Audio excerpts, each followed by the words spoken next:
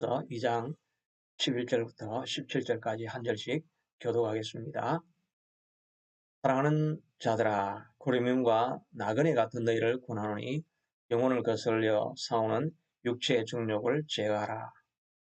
너희가 이방인 중에서 행실을 선하게 가져 너희를 악행한다고 비방하는 자들로 하여금 너희 선한 일을 보고 오시는 날에 하나님께 영광을 돌리게 하려 함이라.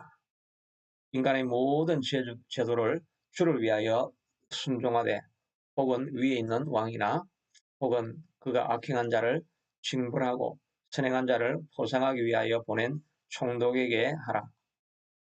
곧 선행으로 어리석은 사람들은 그의 무식한 말을 막으시는 것이라. 너는 자유가 있으나 그 자유로 악을 가리는데 쓰지 말고 오직 하나님의 종과 같이 하라. 무사람을 공경하며 형제를 사랑하며 하나님을 두려워하며 왕을 존대하라. 아멘. 오늘 본문의 말씀을 통해서 선한 행실로라는 제목으로 은혜를 나누기를 원합니다.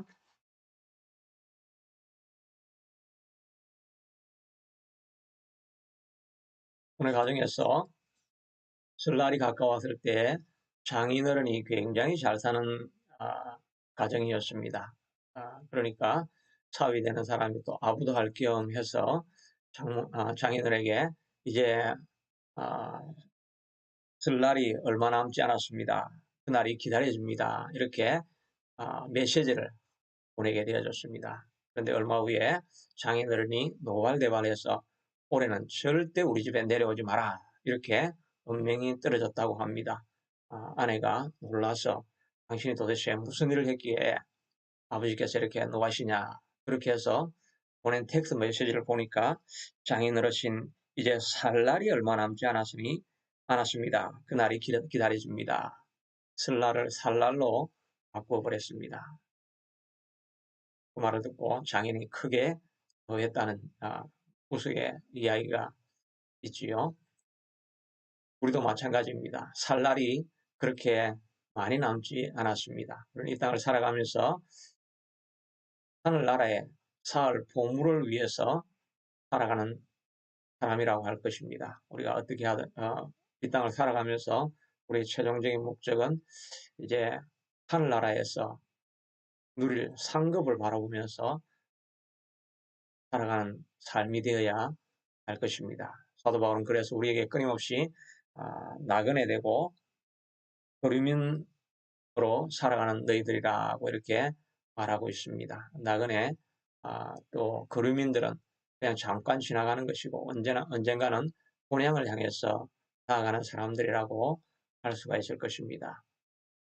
이런 사람들에게 베드로는 앞에서는 이 땅에서 고난 중에서도 어떻게 살아야 될 것인가 하는 것을 말해주고 있었습니다. 첫째는 마음의 허리를 동이라고 말하고 있습니다. 근신하고 절제하고 쉽게 낙심하지 말고 어려움이 찾아오고 환란이 찾아와도 마음의 허리를 굳건하게 묶고 든든하게 서서 마음에 근신하고 살아라고 부탁을 해주었습니다. 그리고 하나님과 같이 신령한 젖을 사모하면서 주님 안에서 점점 자라가야 될 것이라고 말하고 있습니다. 지난주에는 너는 왕같은 제사장이요 거룩한 나라요 하나님의 소유된 백성으로 택한 자녀로 살아가야 되니까 이 땅에 있는 사람들과는 분리되어서 다른 삶을 살아야 할 것이라고 말해 주었습니다. 오늘 이제 본문을 통해서는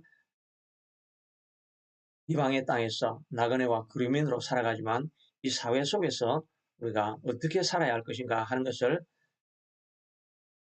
도피하고 있는, 고난당하고 있는 그리스도인들에게 증거해 주고 있습니다. 이 메시지는 또한 우리에게도 주어지는 메시지라고 할 수가 있을 것입니다. 나그네와 같고 그리민과 같지만 이 땅에서 하나님의 영광을 위해서 어떻게 살아야 할 것인가 하는 것을 베드로가 경고해주고 권고해주는 것을 따라서 온전한 마음으로 살아갈 수 있는 우리가 될 수 있게 되기를 바랍니다. 첫째는 선한 행실에 빛을 보이라고 이렇게 말하고 있습니다. 12절에 보니까 너희가 이방인 중에서 행실을 선하게 가져 너희를 악행한다고 비방하는 자들로 하여금 너희 선한 일을 보고 오시는 날에 하나님께 영광을 돌리게 하라고 말하고 있습니다. 15절에도 선행으로 착한 일들로 말미암아서 어리석은 사람들의 무식한 말을 막으시는 것이라고 말하고 있습니다. 선행을 하는데 그 이유에 대해서 말을 하기를 악행한다고 비방하는 자들, 너희가 악행을 하고 있다고 비방하는 자들에게 할 말이 없게 만들어라 이렇게 말씀하고 있습니다. 그 당시에는 그리스도인들에 대한 오해가 굉장히 많이 있었지요. 특별히 성찬식을 통해서 내 살을 먹고 내 피를 먹으라 이런 말이 예배 때마다 성찬식을 했으니까 늘 그 말이 전해지고 하다 보니까 지나가는 사람들이 듣게 되어지고 어떻게 사람의 피를 먹고 또 사람의 살을 먹을 수 있다는 말인가 그렇게 해서 이 식인 습관이 있다는 것으로 말미암아 오해를 받기도 했었습니다. 그리고 누구든지 만나는 사람들에게 brother and sister, 형제 자매여 이렇게 이야기를 했지 않습니까? 우리는 뭐 신자들끼리는 자연스럽게 하는 말이지만 형제여, 자매여 자연스러운 말이지만 다른 불신자들의 입장에서는 어느 종교가 신도들을 형제여, 자매여 이렇게까지 말하지는 않지 않습니까? 그러니까 이 사람들이 같이 그룹으로 모여 살면서 통혼을 하고 이렇게 하다 보니까 근친상간도 하는 그런 밀교 집단이다. 이런 비방하는 소문들이 많이 돌아다녀서 핍박의 원인이 되기도 했다고 기록되어져 있는 것을 볼 수 있습니다. 이런 많은 비방과 오해가 있을 때 베드로가 권고해 주는 것은 너희가 말로 설명하고 설득해서 그들을 이해시켜라. 이렇게 말하고 있지 않습니다. 우리는 억울한 오해가 있으면 그것을 풀어보기 위해서 사방팔방으로 전화를 하고 만나서 설득을 하려고 하고 이렇게 해보지만 사실은 그것이 잘 되지 않지요. 오히려 말이 잘못되어져서 말을 할수록 그 공경에 빠져지는 경우가 있습니다. 어떤 사람은 너무나 억울해서 어떤 탤런트 같은 경우는 루머가 잘못 퍼지고 하니까 자신이 결백하다는 걸 증명하기 위해서 생명을 끊기도 하고 이렇게 하면서 자기를 증명해 보이려고 말을 하고 이렇게 하는 그런 모습들이 있죠. 베드로는 말로 그들에게 설득하라고 말하고 있지 않습니다. 너의 삶에서 선한 모습을 보여서 사람들이 그들의 입을 다물게 하라. 무식한 말을 막으시는 것이라. 그들이 잘못된 말을 입에서 내지도 못하게 하라고 이렇게 말하는 것입니다. 다시 말해서 우리의 삶이 감동이 되라는 것입니다. 사람들에게 감동이 되는 사람들이 있지요. 어떤 사람들은 정말 삶에 감동을 주는 사람들이 있습니다. 어디에 보니까 차에 불이 났는데 불이 막 붙고 있는데 그 차에서 막 불이 붙고 있고 이제 기름통에 가면 그 조금만 있으면 터질 수 있는 바로 그 직전인데 그 안에 개가 있었습니다. 자기 애견이 있으니까 자기 몸이 막 그 상하는 그런 순간에도 달려들어가서 그 개를 끄집어내 오는 것을 보면서 야, 사람 목숨만큼이나 개를 사랑하는구나 하는 그런 생각을 해보기도 했었습니다. 우리는 사람이 아니라 개가나 애견이 아니라 주변에 있는 사람들을 자기를 희생하는 마음을 가지고 그 사람들을 건져내는 그런 사랑이 우리에게 있어야 할 것입니다. 이런 선한 행실을 하기 위해서 베드로가 우리에게 말해주고 있는 것은 먼저 너희가 이 땅에 살아가면서 육신의 정욕을 제어하라라고 이렇게 11절에 말하고 있지요. 우리민과 나그네와 같은 데를 권하노니 영혼을 거스려 싸우는 육체의 정욕을 제어하라. 육신의 욕심을 다 버리라고 말하고 있습니다. 육신의 욕심이 무엇입니까? 요한일서 2장 16절, 17절에 보면 이 세상에 있는 모든 것이 육신의 정욕과 안목의 정욕과 이생의 자랑이 이런 것은 다 주께로부터 온 것이 아니라 세상에서부터 온 것이라 이 모든 세상과 정욕은 다 지나가되 하나님의 뜻만이 영원히 간다라고 말하고 있습니다.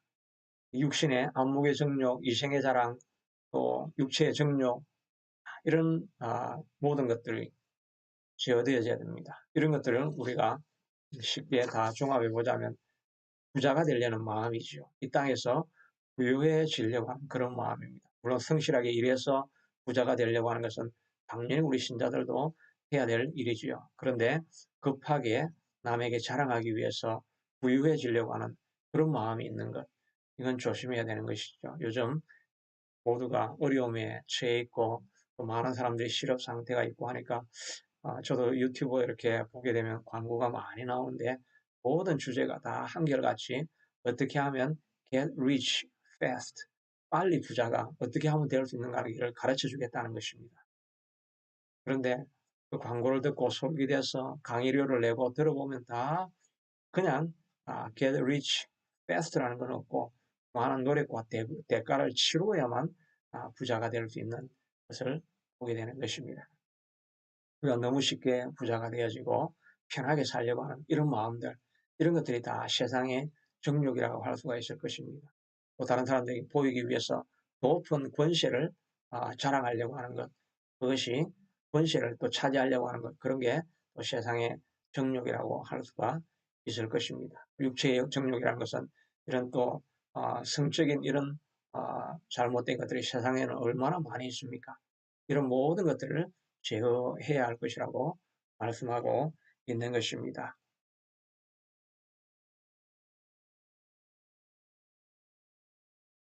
이뿐만 아니라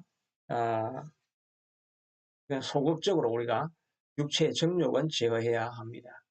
그러나 이런 우리 육체의 정욕을 제어할 수 있는 길이 무엇이 있겠습니까? 그것은 바로 예수님의 본을 받으면 되는 것입니다. 예수님께서 광야에서 금식하고 난 이후에 마귀가 찾아와서 너가 정말 하나님의 아들이면 돌로 떡을 만들어 먹으라. 배불리 먹고 부자가 되라고, 편하게 부자가 되라고 말하고 있습니다. 또 높은 궁에 올라가서 뛰어내리라. 사람들이 받아주지 않겠느냐. 그러면 모든 사람들이 너를 갈채를 보내며 영광과 인기를 얻을 수 있지 않겠느냐. 또 내게 한 번만 절하면 온 천하만국 모든 것을 다 너에게 주지 않겠느냐. 육체의 정욕과 안목의 자랑과 이생의 자랑의 그런 시험을 주었습니다. 그때 예수님께서 어떻게 해서 이 모든 육체적인 욕심을 이길 수 있었습니까? 그것은 하나님이 주신 말씀도 있었지만 그 전에 40일 동안 금식하고 난 이후에 자기 자신을 정결하게 비우고 금식 기도를 하고 난 이후에 말씀으로 사단을 대적했던 그런 모습을 볼 수가 있습니다. 우리도 마찬가지지요. 육신을 괴롭게 하며 이렇게 힘들게 만들지 않으면 사실 우리가 하나님을 찾지 않습니다. 등 따시고 배부르고 편안한데 하나님 앞에 무릎 꿇고 간절히 간구하는 사람은 거의 가능하지 않을 것입니다. 그래서 때로는 하나님께서 우리를 어려운 길로 들어가게 만들고 힘들게 만드는 것입니다. 우리 자신이 좀 더 하나님 앞에 거룩하게 되려고 하고 정결하게 되려고 생각은 있는데 그 생각대로 내 마음과 육체와 정신이 움직여지지 않을 때 우리가 억지로라도 우리 자신을 순종케 만드는 과정이 금식하는 과정이지요. 금식하면서 하나님 앞에 우리 자신을 괴롭게 하면서 그런 마음으로 있을 때 우리가 조금씩 예수님의 마음을 생각하고 예수님을 기억할 수 있는 것을 보게 되는 것입니다. 그냥 맨정신으로 있어서는 우리가 하나님 앞에, 예수님 앞에 가까이 갈 수가 없습니다. 육체가 괴로울 때만은 비로소 우리가 예수님을 기억하고 생각하게 되는 것입니다. 질병이 있어서 고통 가운데 있기 시작하면 우리가 예수님을 생각하기 시작하는 것이지요. 우리가 그런 고난이 찾아오게 일부러 있을 필요는 없지만 그러나 때로는 우리가 금식하며 하나님 앞에 우리 자신을 가까이 가려고 자꾸 자기를 제어를 해야 육체의 정욕에서부터 멀어질 수 있게 될 줄로 믿습니다. 이건 소극적으로 우리가 착한 일을 하는 것이고 보다 적극적으로는 우리가 우리를 미워하는 자들, 악한 자들을 사랑하고 다 품어주는 것, 이것이 감동 있는 삶이지요. 삶이 감동이 되는 것이지요. 사도 바울도 더베에 갔더니 유대인들이 모세의 율법을 지키지 않아도 된다고 하기 때문에 돌로 쳐서 바울이 죽은 줄 알았습니다. 온몸에 얼마나 피가 범벅이 되었겠습니까? 흔들어 보고 만져보아도 움직이지 않으니까 죽은 줄 알고 그만큼 고통 가운데서 성 밖으로 던져내었는데 하나님이 그를 다시 살렸습니다. 그러면 돌아가서 그 사람들에게 보복을 하든지 아니면 그 성은 돌아오지도 않고 떠나갔어야 될 텐데 다시 루스드라와 드베로 들어가서 그들에게 복음을 전하는 사도 바울의 모습을 볼 수가 있습니다. 악한 자들에 대해서도 그들을 미워하지 아니하고 복음을 끝까지 전하는 선한 삶이지요. 그것을 보고 수많은 사람들이 감동을 입지 않겠습니까? 다윗도 위대한 성군이 될 수 있었던 것은 그는 자기 원수에 대해서 끊임없는 사랑을 표현하게 되지요. 시편에 보면 악한 자들이 가까이 있었는데 그들이 고통할 때 마치 내 어머니가 죽은 것처럼 상을 당한 사람들인 것처럼 그 악한 친구들을 위해서 간절히 기도하였다라고 말하고 있습니다. 그런데 다윗이 자신이 넘어지려고 하니까 서로가 비방하며 어떻게 하든지 넘어뜨리려고 흔들리는 담과 같고 무너지려고 하는 성벽과 같은 자기를 발로 밟는 사람들이 더 많았다고 합니다. 정말 힘이 들고 어려울 때 도움의 말을 해주는 것이 아니라 정말 고소하다, 잘 됐다라고 이야기하면서 무너진 담을 한 번 더 밟아서 완전히 무너뜨리려고 하는 그런 사람들이 많이 있죠. 그럼에도 불구하고 그들이 고통을 당할 때가 되었을 때 다윗은 그들을 위해서 마치 내 어머니가 상을 당한 것처럼 간절히 기도하며 간구하고 눈물을 흘렸다라고 말하고 있습니다. 그런데 그들이 내가 선을 행하나 그들은 악을 갚지만 나는 여호와께 기도할 뿐이라고 하면서 그는 끊임없이 선을 보여주게 되는 것입니다. 그것이 어떤 사람들에게는 수많은 감동으로 찾아왔을 것입니다. 사울을 죽일 수 있는 그런 기회가 왔을 때에도 하나님의 기름 부음 받은 자를 내가 치면 죄가 없다 하겠느냐라고 자기의 살 수 있는 길을 포기하는 다윗의 한마디 한마디가 따라가는 부하들에게는 감동의 연속이었을 것입니다. 그런 감동 속에서 내가 생명을 걸고 내 죽은 다윗을 지켜야 되겠다는 이런 마음이 아마 더해졌을 것이라고 생각할 수가 있을 것입니다. 우리가 해야 될 일은 이렇게 남을 진심으로 사랑하고 삶이 감동이 될 수 있게 하도록 사람을 섬기고 사랑하는 이 모습으로 우리를 불렀다라고 말씀해 주시고 있는 것입니다. 베드로는 그렇게 살아라고 말씀해 주고 있는 것입니다. 그러나 우리가 어떻게 이렇게 바울과 같은 삶을 살고 다윗과 같은 삶을 살 수가 있겠습니까? 근데 우리 힘으로는 너무나 가능하지 않다는 것을 알 수가 있습니다. 예수님의 제자들이 예수님을 3년 동안 쫓아다녔습니다. 그런데 예수님이 돌아가시기 바로 전날 목요일 성찬을 하고 있는 성만찬을 하면서 떡을 나누고 있는 그 순간에도 서로 누가 높은 사람이 될 것인가 하는 것을 위해서 싸우고 있었습니다. 그 조금 전에는 어, 요한과 또 야고보의 어머니입니까? 그 어머니가 찾아와서 우리 아들을 좌회전 우회전 시켜달라고 그렇게 하니까 주변에 듣고 있던 사람들이 정말 배가 아파서 질투하고 분쟁이 그들 가운데 일어났다라고 말하고 있습니다. 예수님의 수많은 기적을 보았지요. 또 예수님의 놀라운 능력을 보았지요. 주옥 같은 설교를 3년 동안 들었지만 그 제자들은 전혀 마지막까지 변하지 않는 모습을 볼 수가 있었습니다. 그런데 사도행전 2장으로 넘어가면 사람들이 갑자기 바뀐 것을 볼 수가 있습니다. 믿는 사람들이 다 함께해서 모든 물건을 서로 통용하고 자기 것이 없는 것인 줄 알고 서로 다 나누어주고 재산과 소유를 팔아서 각 사람의 필요를 따라서 나눠주고 자기에 있는 것을 다 팔아가지고 가난한 사람들에게 필요를 따라서 다 나누어 주었다고 말하고 있습니다. 완전한 공산주의라고 할 수가 있죠. 네 것 내 것 없고 있는 것 다 팔아서 나눠줄 수 있는 갑자기 사람들이 바뀌어져 버렸습니다. 그러니까 하나님을 찬미하며 온 백성에게 칭송을 받는 일이 있었다라고 말하고 있는 것입니다. 정말 말 그대로 베드로가 말하고 있는 것처럼 선한 행실로 말미암아서 주변에 있는 사람들에게 놀라움과 감동을 일으킴으로 말미암아 사람들이 다 그들을 칭찬했다고 말하고 있습니다. 왜 이렇게 갑자기 이렇게 사람이 바꿔졌습니까? 그것은 우리 힘으로 선한 행실을 우리가 할 수 없다는 것을 말해주고 있습니다. 사도행전 2장에 나와 있는 것처럼 내가 너에게 분부한 것을 내가 너에게 약속한 것이 올 때까지 기다리라고 하니까 그들이 마가다락방에서 120문도가 끊임없이 간절히 오로지 기도에 힘쓸 때 성령님께서 마치 불의 혀와 같이 각 사람 위에 머리에 머물게 되어지니까 방언이 터져 나오고 그 사람들이 마음에 차고 넘치는 기쁨과 감격 때문에 온 동네로 나아가서 로마 군인이 그를 징계하고 채찍을 때리고 감옥에 넣고 바로 죽일 수 있다는 그런 위협이 가득한 가운데서도 멈출 수 없는 그에게 솟아나는 끊임없는 확신과 용기와 기쁨 이런 것이 충만하게 넘치니까 그냥 그들이 나아가서 복음을 담대하게 선포해 버리지 않습니까?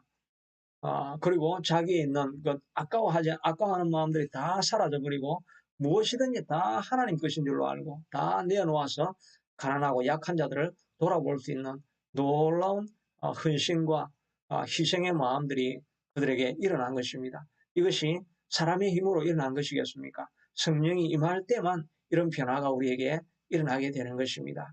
우리가 이것을 정말 잘 명심해야 됩니다. 교회에서 우리가 선한 일을 하고 착한 일을 하고 구제도 하고 좋은 일을 많이 해야 하지만 그러나 성령이 임하지 않고 하는 일은 이 모든 것이 자기 공로가 되는 것입니다. 그리고 그렇지 못한 사람들에 대해서는 우리가 정죄하는 마음이 일어날 수밖에 없습니다. 교회가 선한 일을 하는 것은 구제기관이기 때문에 하는 것도 아니고 착한 일을 하는 것은 자신의 좋은 성품 때문에 하는 것도 아니고 아무리 악하고 이기적으로 태어난 사람이라 할지라도 주님 앞에 나와서 성령이 임하게 되어지면 흘러 넘치는 기쁨 때문에 이렇게 복음을 전하지 않고는 견딜 수 없는 마음이 일어서 복음을 전하게 되어지고 선한 일을 하게 되어지고 생명을 걸고 하나님의 뜻을 이루어 나가는 그런 과정이 있게 된다는 것입니다. 그러니까 교회 안에 성령이 없으면 남는 것은 율법밖에 없는 것입니다. 그래서 이것을 해야 됩니다. 신자는 이렇게 돼야 됩니다. 신자는 이렇게 희생해야 됩니다. 신자는 이렇게 사랑해야 됩니다. 그런데 마음속에는 그런 사랑하는 마음, 희생하는 마음, 감동은 아무것도 없고 율법만 주어지니까 사람들이 세상 사람들보다 더 각박해지고 정죄하는 사람이 되어지고 더 메말라서 인정도 없고 인간미도 없고 율법만 남아있는 그런 공동체로 되어질 수가 있는 것이지요. 그러니까 우리가 간절히 구해야 될 것은 성령이 교회를 지배하게 해달라고 우리가 기도하는 것이 필요할 것입니다. 오늘 저도 기도할 때 생각이 나서 에스겔의 성전에서 흘러나오는 물에 대한 기도를 했는데 기도하다가 보면 성전에서 처음에는 솟아나는 샘물이 조그맣게 흘러서 발목을 적십니다. 조금 더 지나고 나서는 무릎까지 차옵니다. 그 다음에는 허리까지 차오고 그 다음에는 온몸을 적셔서 능히 헤엄을 쳐야만 지나갈 수 있을 만큼 강한 강물이 흘러갑니다. 그러니까 그 안에 수많은 고깃대들이 살아나게 되어지고 물이 닿는 곳마다 씨가 뿌리를 내리게 되어지고 많은 과실을 맺게 되어지고 열매를 맺고 아름다운 꽃이 피어졌다라고 말하고 있습니다. 그 물은 성령을 상징하는 것이지요. 교회로부터 흘러나오는 성령의 생수가 넘쳐나게 될 때 우리가 요한복음에서 배웠지 않습니까? 예수님께서 마지막 날에 네 배에서 생수의 강이 넘쳐나리라고 말한 것처럼 성령이 충만하게 넘쳐나게 되어지니까 흘러나오는 기쁨 때문에 이 복음을 전하지 않고 희생하지 않고는 또 헌신하지 않고는 살 수 없을 것 같은 그런 열망이 생겨서 우리가 이 땅을 선한 행실을 하면서 살아갈 수 있게 되는 것이지요. 그러니까 우리가 구해야 될 것은 베드로는 선한 행실을 해라고 말했지만 근본적으로 들어가면 우리가 주의 성전에 성령의 임재가 가득하게 하여 주옵소서. 이 기도를 우리가 늘 드려야 될 것입니다. 우리가 매일 보는 성경에서는 솔로몬이 성전을 다 짓고 언약궤를 지성소 안에 넣어놓고 제사장들이 다 나오니까 그 성전에 하나님의 임재를 상징하는 셰키나 영광이 나타나면서 구름이 그 성전 안에 가득했다라고 말하고 있지 않습니까? 그게 충만한 임재, 성령의 임재를 말하는 것이지요. 우리도 예배할 때 이 예배하는 처소가 여러분의 가정이 여러분의 삶이 성령의 가득한 임재가 충만하게 넘쳐서 흘러나오는 기쁨과 평강 때문에 남을 돕지 않을 수 없고 복음을 전가하지 않을 수 없고 희생하는 삶을 살지 않을 수 없고 감동을 주는 삶을 살아가지 않을 수 없는 그런 삶이 될 수 있게 해달라고 우리가 기도하는 것이 필요할 것입니다. 그러므로 교회 안에 성령의 충만한 임재가 넘치게 하여 주시옵소서. 이렇게 기도하고 간구할 때 또 교회가 변하고 그러면 삶과 가정이 변하고 여러분에 있는 모든 문제들도 다 사라지게 될 줄로 믿습니다. 성령이 강력하게 역사하시면 우리 앞에 있는 모든 문제도 다 녹아질 수밖에 없게 되는 것입니다. 이런 하나님께서 주신 선물이 성령인데 성령의 충만한 역사가 여러분 삶 가운데 넘쳐날 수 있게 되기를 축복합니다.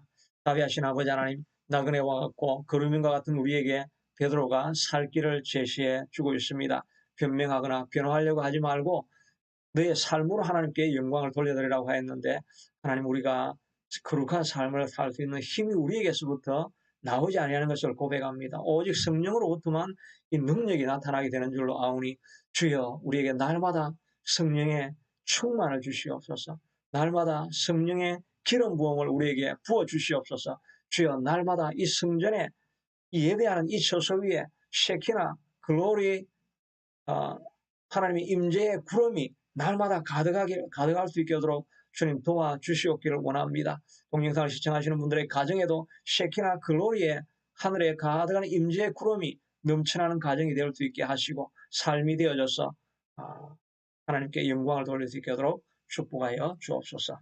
예수님 이름으로 기도드리옵나이다. 아멘.